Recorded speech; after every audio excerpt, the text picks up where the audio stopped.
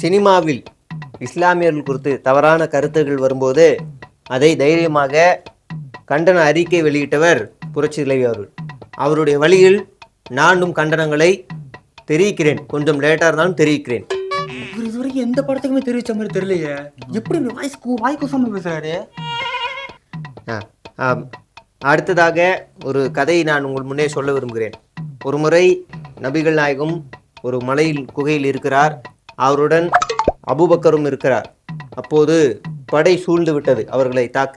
அப்போது அபூபக்கர் நபிகள் நாயகத்திடம் சொல்கிறார், நம்மளை படை சூழ்ந்து விட்டது, நாம் இருவர் தான் இருக்கிறோம் என்று. நபிகள் நாயகம் சொல்கிறார், நம்மிடம் இன்னொருவர் இருக்கிறார் என்று. உடனே அபூபக்கர் குகையிலே தேடி பார்க்கிறார், யார் அந்த ஒருவர் என்று கேட்கிறார். அதற்கு நபிகள் நாயகம் சொல்கிறார், அதுதான் ஆண்டவன் என்று.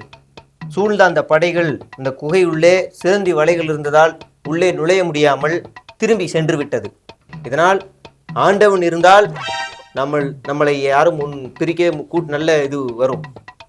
எதுக்கு சம்மந்தம் இல்லாம பேசிட்டு இருக்காரு தெரியல. இந்த கதையை நான் சொல்வதற்கு காரணம் என்னவென்றால், ஆண்டவன் இருக்கிறார், ஒரு நல்ல கூட்டணி நமக்கு அமையும். அதான் நான் பார்த்தேன். என்னடா சம்பந்தமே இல்லாம கதையை ஆண்டவர்னு பேசுறாருன்னு. நல்ல கூட்டணி எப்படியாவது அமைத்து கொடுத்துருவார் அவர். அது நம்பிக்கை இருக்கிறது எனக்கு. அடுத்ததாக, என்னை நம்பி கெட்டவர்கள் யாருமே இல்லை. என்னை நம்பாமல் கெட்டவர்கள் அதிகம் பேர் இருக்கிறார்கள். டைலாக் மாத்தி சொல்றீங்கன்னு நினைக்கிறேன்.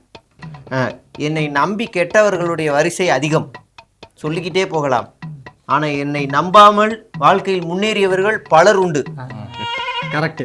இப்பதான் கரெக்டா பேசுறீங்க. வரட்டுமா? சூப்பர். வாங்க, நன்றி.